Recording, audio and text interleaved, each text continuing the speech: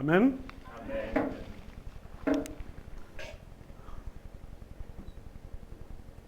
Alors, on va rendre grâce au Seigneur pour cette journée merveilleuse.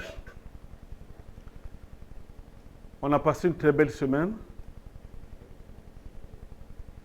Et je suis très content de ce que j'ai à compléter, ce que le Seigneur a permis qu'on puisse tous manger cette semaine. Amen. Oh, tu es merveilleux, Seigneur. Tu es digne de gloire et tu es digne de reconnaissance. Tu nous as conduits toute cette semaine, Seigneur, et tu nous as montré encore que tu es Dieu. Et ce jour, tu vas encore prendre soin de nous. C'est une journée que tu as mis à part pour ton peuple.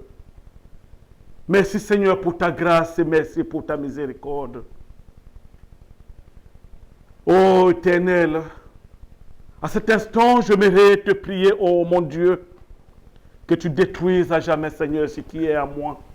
Et que ne sorte de ma bouche que ce qui est à toi, ce que tu as prévu pour ton peuple.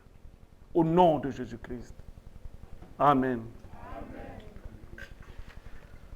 Je disais qu'on a bien mangé cette semaine parce que il y a mon frère chaque matin nous envoyait des jolis messages. Je ne sais pas si...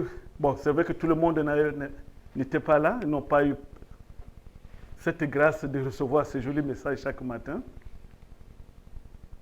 Mais pour ceux qui ont reçu, j'ai voulu commencer par ces messages. Le Seigneur a permis que je puisse partir de ces messages. Néanmoins, j'ai retenu les deux premiers et je pars de cela. Et c'est ce que le Seigneur va permettre que nous puissions partager ensemble aujourd'hui. Dans ce premier message, c'est un message, si je me rappelle bien, c'était 1 Corinthiens 1, 10. Je vous exhorte, frères, par le nom de notre Seigneur Jésus-Christ, à tenir tous un même langage et à ne point avoir de division parmi vous, mais à être parfaitement unis dans un même esprit et dans un même sentiment. Amen. Amen. Et le deuxième de ces messages nous conduisait à un deuxième verset qui va dans le même sens. C'est dans Acte 2. Acte 2. Les versets 46 et 47. Ils étaient chaque jour tous ensemble assidus au temple et ils rompaient le pain dans les maisons et prenaient leur nourriture avec joie et simplicité de cœur, louant Dieu et trouvant grâce auprès de tout le peuple. Et le Seigneur ajoutait chaque jour à l'église ceux qui étaient sauvés. Amen. Amen. Alors, en se limitant sur ces deux passages, j'ai dit, waouh, le Seigneur nous appelle à quelque chose. Quand on voit le deuxième message, il dit, ils étaient tous unis. Et ils rompaient tous les jours, ils étaient assidus au temple et ils rompaient leur pain ensemble. Amen. Amen. Autrement dit, les serviteurs qui étaient à cette époque-là, ils vivaient dans l'unité. Amen. Et aujourd'hui, le Seigneur nous appelle à vivre dans l'unité. Je veux m'appuyer sur ce passage parce que c'est la clé en réalité dans la vie de l'Église. Pourquoi j'ai dit que c'est la clé? Parce qu'à la fin de ce message, que dit le Seigneur? Il dit, il ajoutait chaque jour ceux qui étaient sauvés. Mais pourquoi ils étaient ajoutés? C'est parce que le peuple de Dieu habitait dans l'unité. Amen. Amen. Donc ils étaient ajoutés parce qu'il y avait l'unité dans l'Église. S'il n'y a pas d'unité dans l'Église, le Seigneur n'ajoutera pas les nouveaux convertis, les nouveaux sauvés. Donc la clé de la vie de l'Église, c'est l'unité. Amen. Amen. Je me suis rappelé d'un passage de la parole de Dieu dont le psalmiste nous parlait, dans le psaume 133. Qu'est-ce qu'il dit? Oh, j'aurais bien aimé que ma soeur Julienne le chante, mais tu me le chanteras à la fin, ma soeur. Le psaume 133 dit quoi? Cantique des degrés de David. Voici, oh, qu'il est agréable, qu'il est doux pour des frères de demeurer ensemble. C'est comme l'huile précieuse qui répandue sur la tête de son, sur la barbe d'Aaron, qui descend sur le bord de ses vêtements. C'est comme la rosée des monts qui descend sur les montagnes de Sion, car c'est là que l'Éternel envoie la bénédiction, la vie pour l'éternité. Amen. Amen. Ce psaume nous amène aussi à l'unité et ça va dans le même sens. Amen. Amen. Vous savez, notre Seigneur,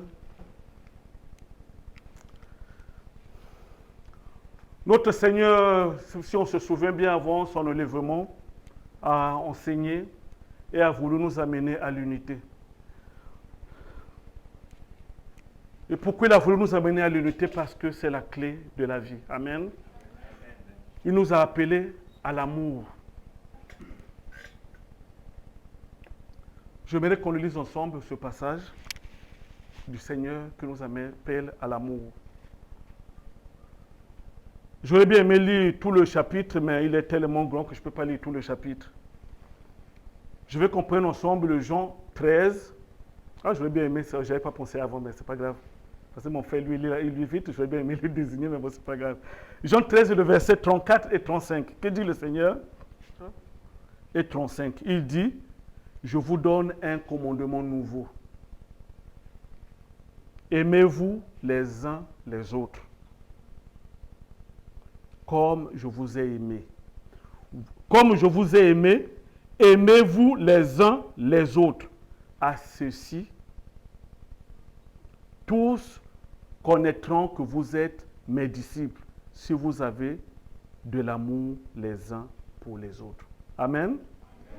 Je disais, j'aurais bien aimé lire tout ce chapitre, parce que ce chapitre, si vous vous souvenez, ou bien si vous l'avez déjà lu, c'est avant que le Seigneur ne parte, il a réuni ses disciples.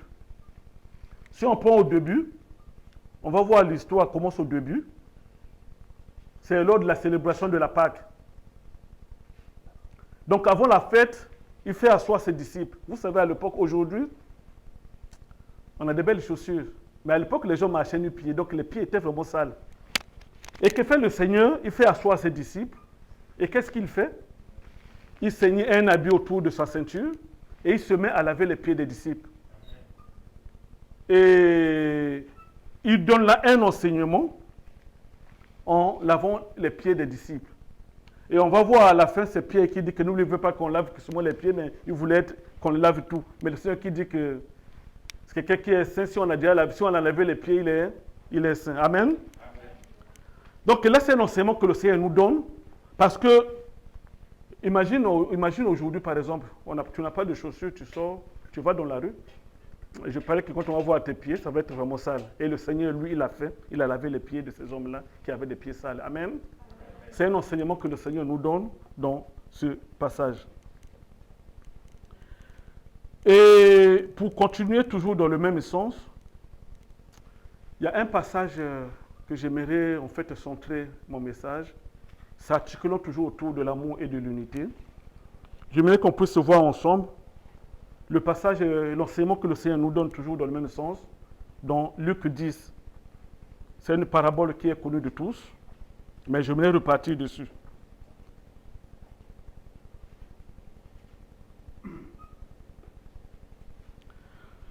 Et on va partir à partir du verset 25.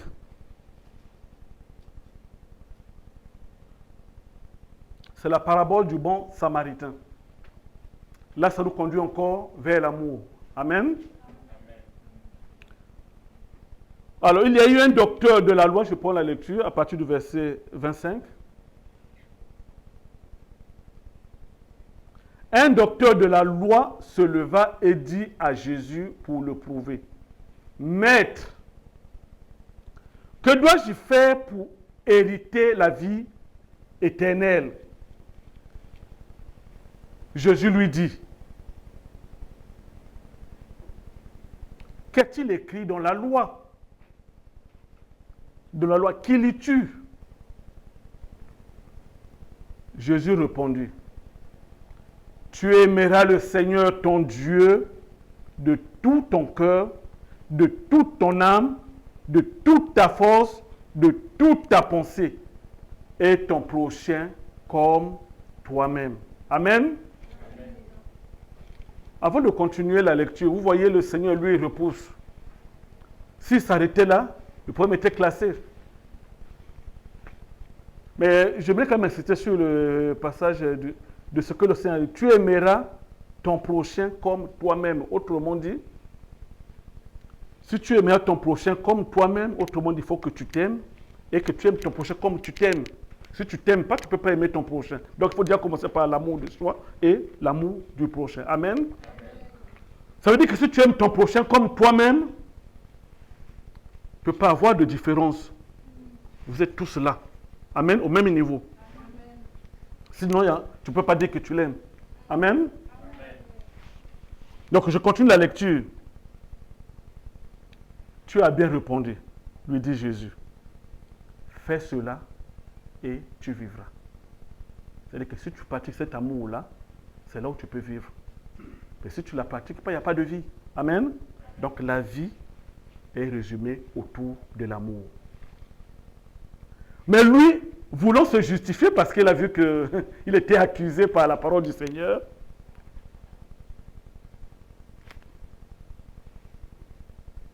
voulant se justifier, dit à Jésus, et qui est mon prochain? Jésus reprit la parole et dit, c'est-à-dire la question, qui est mon prochain? Imaginons que cette question nous soit posée aujourd'hui. Qui est votre prochain? Amen. Je prends la lecture du Seigneur. Le Seigneur nous donne son enseignement. Un homme descendit de Jérusalem à Jéricho. Il tomba au milieu des brigands qui le dépouillèrent, le chargèrent de coups et s'en allèrent, le laissant à demi mort. Autrement dit, ils l'ont vraiment tapé. Vraiment tapé. Et en fait, quand ils sont partis pour eux, il était mort. Donc, si tu le vois, la personne est vraiment morte. Il n'y a plus de vie en lui. Un sacrificateur qui par hasard descendait par le même chemin, ayant vu cet homme, passa outre. C'est-à-dire, il n'a pas vu quoi. Un lévite qui arriva aussi dans ce lieu, l'ayant vu, passa outre, ils ont leurs yeux fermés, ils ne l'ont pas vu. Mais un Samaritain qui voyageait, étant venu là, fut ému de compassion lorsqu'il le vit. Ah, lui au moins il a des yeux, il a vu quand même. Il s'approcha et bonda ses plaies. Et en y versant de l'huile et du vin, puis il le mit sur sa propre monture, le conduisit à une hôtellerie et prit soin de lui. Le lendemain, il tira 2 deniers, les donna à l'autre et dit, aie soin de lui. Et ce que tu dépenseras de plus, je te le rendrai à mon retour. Lequel de ces 3 te semble avoir été le prochain de celui qui était tombé au milieu des brigands? C'est cette question-là que le Seigneur pose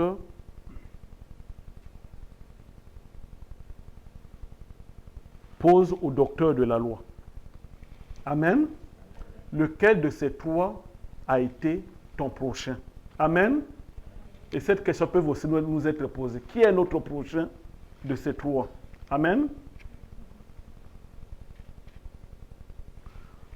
Le Seigneur a pris l'exemple du sacrificateur, du lévite et du samaritain. Bon, mon frère est bien placé. Prochainement, il nous fera une leçon là-dessus. sur ce qu'étaient les Samaritains à l'époque. Amen. Il a parlé du sacrificateur et du lévite.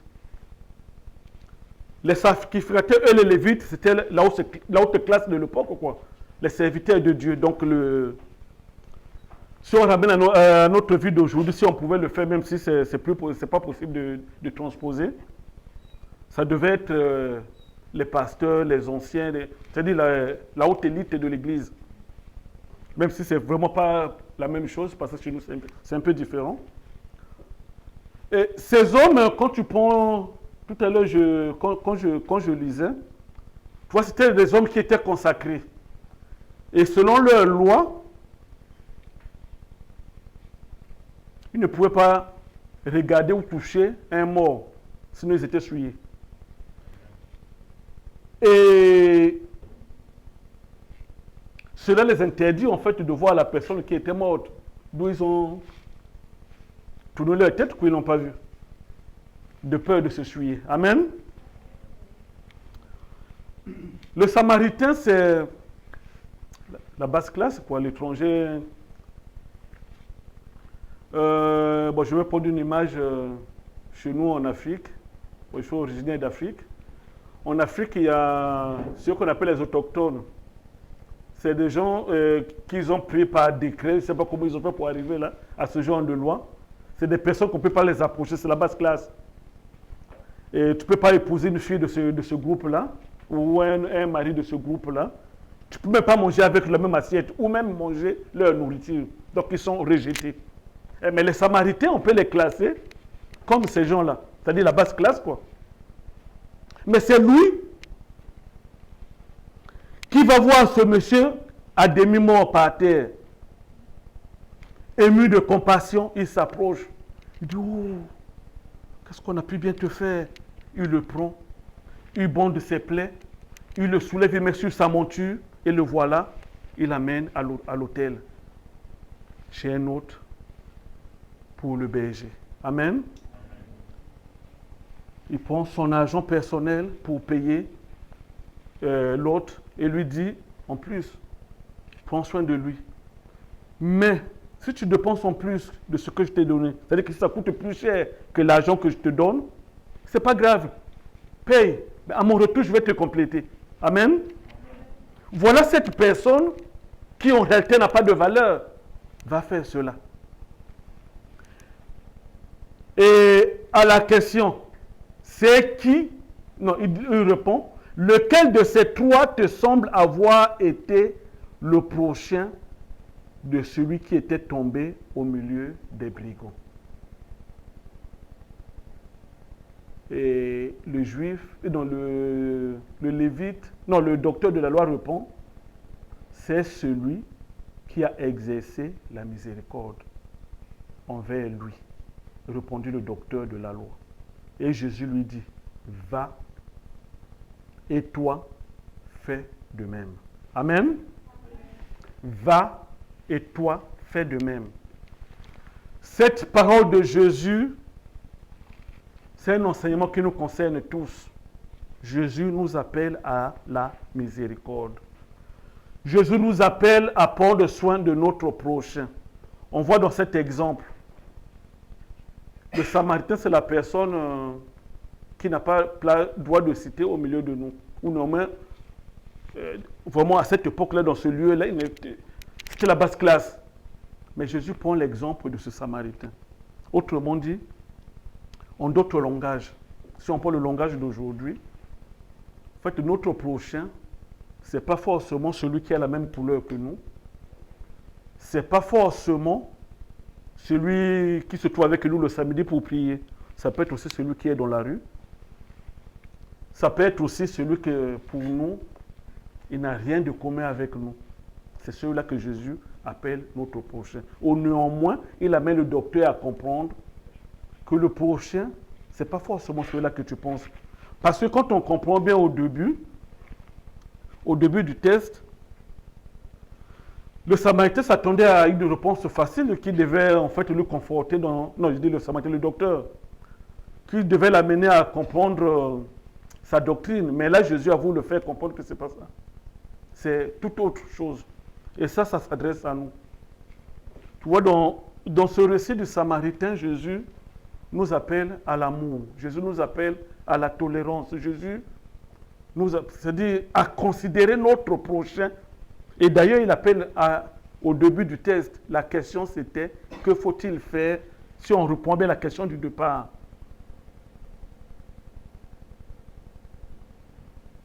Que dois-je faire pour hériter la vie éternelle? Il ne faut pas oublier la question de départ. Que dois-je faire pour hériter la vie éternelle? Et voilà, tout ce qu'on vient de dire, c'est juste pour apporter la réponse à cette question-là. La vie éternelle, on ne l'apporte pas en menant notre vie comme nous voulons. La vie éternelle s'obtient en fait, en réalité, la clé nous est donnée. C'est à considérer notre prochain comme nous-mêmes. C'est à ne pas exclure notre prochain. Cette vie éternelle s'obtient. Là, on vient d'avoir cet enseignement-là. Vous voyez, on va prendre ensemble. L'apôtre Paul revient sur cette question-là. Dans 1 Corinthiens 12, ce n'est pas dit de la même manière, mais c'est presque la même chose en réalité. Dans 1 Corinthiens 12, à partir du verset 14, bon, je vais plus prendre d'autres versets avant pour pouvoir arriver là. Parce que si notre prochain était que celui qui nous ressemblait, on commet une faute. Surtout pour nous les chrétiens, c'est ce qui se passe aujourd'hui. Nous les chrétiens, nous avons un gros problème. Parce que nous voulons avoir l'harmonie totale.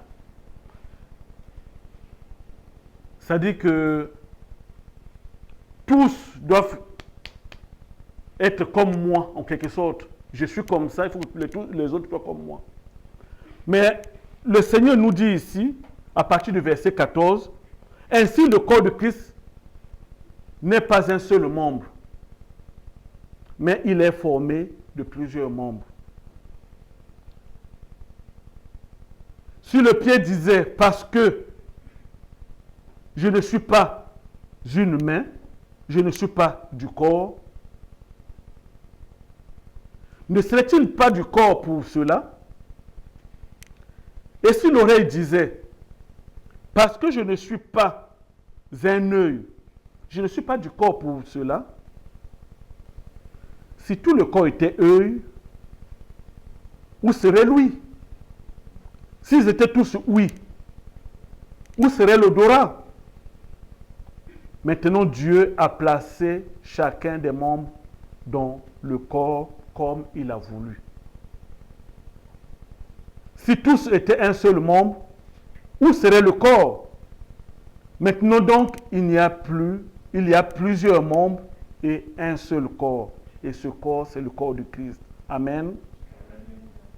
L'œil ne peut pas dire à la main, je n'ai pas besoin de toi, ni la tête dire aux pieds, je n'ai pas besoin de toi, j'ai besoin de vous.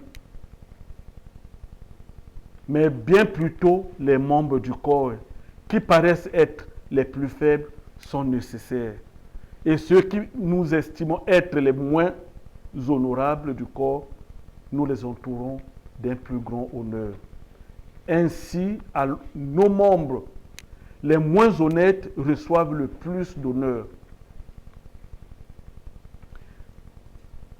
Tandis que ceux qui sont honnêtes n'en ont pas besoin. Dieu a disposé ce corps de manière à donner plus d'honneur à ceux qui en manquaient, afin qu'il n'y ait pas de division dans le corps, mais que les membres aient également soin les uns des autres. Et si un membre souffre, tous les membres souffrent avec lui. Si un membre est honoré, tous les membres se réjouissent avec lui. Vous êtes le corps de Christ. C'est-à-dire, nous sommes le corps de Christ. Et vous êtes ses membres, chacun pour sa part. Amen. Amen. Voilà le complément que l'apôtre Paul voulait nous donner pour parler plus ou moins de notre prochain, qui est certes différent de nous, mais c'est notre prochain. Et c'est ce prochain-là que Jésus veut que l'on puisse chérir. Amen. Je continue toujours dans le même sens.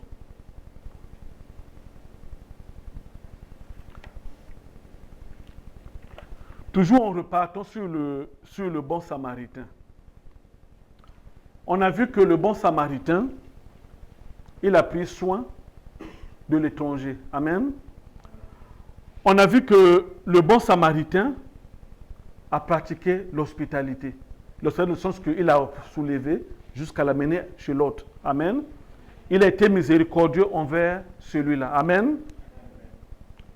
C'est exactement ce que notre Seigneur a fait durant son séjour. Il n'est pas venu ici pour faire une tournée touristique. Notre Seigneur se souciait toujours de l'amour. Amen. Regardons par exemple le Seigneur. Hormis ce passage du bon samaritain qui nous donne comme enseignement. Vous vous souvenez de la dame qui a été prise en flagrant délit d'adultère? Si on applique la loi de l'époque, cette femme était condamnée à mort. Elle allait être lapidée et mourir. Mais le Seigneur Jésus-Christ s'est retrouvé de ce côté de cette femme-là. Il l'a libérée. Amen. On a vu que le Seigneur a bravé la loi de l'époque. Vous voyez par exemple, il était interdit que le sabbat de faire quoi que ce soit. D'ailleurs, on voit encore les gens qui sont vraiment appliqués à cela. Mais le Seigneur, pour pratiquer sa miséricorde, qu'est-ce qu'il a fait? Il a guéri ceux qui avaient besoin d'être guéris le jour du sabbat. C'est encore la miséricorde du Seigneur. Amen. Dieu nous a tant aimés. Et d'ailleurs, le passage qu'on connaît tous par cœur, on dit, Dieu a tant aimé le monde qu'il a envoyé son Fils unique, Jésus-Christ. Pourquoi il l'a envoyé? Afin que quiconque croit en lui fasse quoi? Ne périsse pas, mais qu'il ait la vie éternelle. Ça évoque encore la question de départ du docteur de la loi. Amen. Notre Seigneur Jésus-Christ n'est pas venu pour faire du tourisme, mais il est venu pour nous enseigner. Amen. J'aimerais qu'on puisse prendre ensemble toujours dans le même sens. On continue la lecture. Donc Colossiens 3, le verset 13 à 17. C'est toujours la même chose. Si nous sommes le corps de Christ, on a vu tout à l'heure qu'il y avait l'œil, il y avait les oreilles, il y avait les pieds, les membres, ainsi de suite. C'est tout ça qui constituait le cœur, le corps. C'est vrai qu'il peut arriver des différences qui peuvent nous amener. Je lis le passage d'abord. Mais le Seigneur nous appelle à se supporter mutuellement. C'est-à-dire, supportez-vous les uns les autres. Et si l'un a un sujet de se plaindre de l'autre, pardonnez-vous réciproquement. De même que Christ vous a pardonné, pardonnez-vous aussi. Mais par-dessus toutes ces choses, revêtez-vous de la charité qui est le lien de la perfection. Et la paix de Christ à laquelle vous avez été appelés pour former un seul corps règne dans vos cœurs et soyez reconnaissants. Que la parole de Christ habite parmi vous abondamment. Instruisez-vous et exhortez-vous les uns les autres en toute sagesse, par les psaumes, par les hymnes, par les cantiques spirituels, chantons à Dieu dans vos cœurs sous l'inspiration de la grâce. Amen. Donc le Seigneur, hormis de se supporter mutuellement, il nous appelle à se pardonner réciproquement. Ça aussi, ça crée, c'est ce qui nous manque en fait aussi à la pratique de l'amour. Cette pratique de l'amour, on a un frein, parce que si on ne sait pas se pardonner, on ne peut pas aimer. Si on ne peut pas se pardonner, on ne peut pas aimer. Et la voie qui nous conduit à la pratique de l'amour, c'est aussi apprendre à se pardonner. Amen.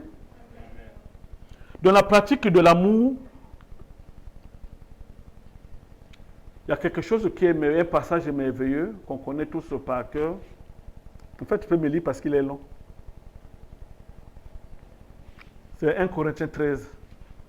On le connaît par cœur. Et c'est l'hymne de l'amour. C'est ce passage, en fait, la clé de tout. C'est l'enseignement que le Seigneur nous donne sur l'amour. Amen. Tu peux le prendre, mon frère, 1 Corinthiens 13. Oui. Désolé, il est trop long, mais c'est pour ça que je t'ai choisi.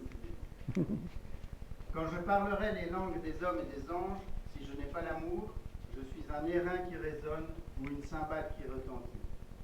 Et quand j'aurai le don des prophéties, la science de tous les mystères et toute la connaissance, quand j'aurai même toute la foi jusqu'à transporter des montagnes, si je n'ai pas l'amour, je ne suis rien. Et quand je distribuerai tous mes biens pour la nourriture des pauvres, quand je livrerai même mon corps pour être brûlé, si je n'ai pas l'amour, cela ne me sert à rien. L'amour est patient, il est plein de bonté. L'amour n'est point envieux. L'amour ne se vante point, il ne s'enfle point d'orgueil, et il ne fait rien de malhonnête.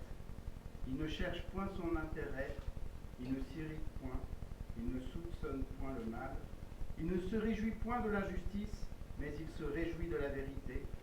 Il excuse tout, il croit tout, il espère tout, il supporte tout. L'amour ne périt jamais. Les prophéties seront abolies, les langues cesseront, la connaissance sera abolie. Car nous connaissons en partie et nous prophétisons en partie. Mais quand ce qui est parfait sera venu, ce qui est partiel sera aboli. Lorsque j'étais enfant, je parlais comme un enfant, je pensais comme un enfant, je raisonnais comme un enfant. Lorsque je suis devenu homme, j'ai fait disparaître ce qui était de l'enfant. Aujourd'hui, nous voyons au moyen d'un miroir, d'une manière obscure, mais alors nous verrons face à face. Aujourd'hui, je connais en partie, mais alors je connaîtrai comme j'ai été connu. Maintenant donc, ces trois choses demeurent. La foi, l'espérance, l'amour, mais la plus grande de ces choses, c'est l'amour. L'amour. Amen. Mais la plus grande de ces choses, c'est l'amour. Amen. Je voudrais relire particulièrement le verset 7. Qu'est-ce qu'il dit le verset 7? Elle, c'est-à-dire l'amour, elle excuse tout. Amen. L'amour croit tout. Amen. Elle espère tout. Elle supporte tout. Amen. C'est-à-dire à cause de l'amour de son prochain, en réalité, à cause de cet amour-là, en réalité, on ne peut pas... Il y a trop d'espace entre mes deux papiers là. L'amour, on ne peut pas pouvoir diviser. Parce que l'amour est permet en fait de créer cette unité dans le corps de Christ. S'il n'y a pas l'amour, on va se séparer. Mais avec l'amour, on est tous unis. Amen. L'amour espère tout, l'amour supporte tout, l'amour excuse tout. L'amour, c'est ce qui crée de l'harmonie dans le corps de Christ. Amen. L'amour, avec l'amour, c'est la clé de la croissance de l'Église. C'est la clé de la croissance. Je m'appelle mon frère dans le sujet, je ne sais pas si c'est le dernier ou un autre, je crois que c'est celui qui venait après, où on devait prier pour que le Seigneur puisse nous envoyer 2 familles en plus. C'est la fin du mois, la fin de l'année, je ne m'appelle plus. Ok. Mais en fait, la clé, c'est déjà cet amour-là. Amen. On veut que le Seigneur nous envoie 2 familles en plus. Commençons déjà à pratiquer l'amour au milieu de nous et le Seigneur va répondre naturellement. Amen. Les apôtres l'ont expérimenté. On le lit tous. Des fois, on se trompe en disant comme un roman. C'est des faits réels qu'on lit en réalité. Ce n'est pas un roman. C'est vraiment des faits réels. Et eux, ils ont expérimenté cela et on a vu le résultat. Amen. Dans Hébreux 13, que je vais prendre, Hébreux 13, à partir du verset 1 jusqu'au verset 3.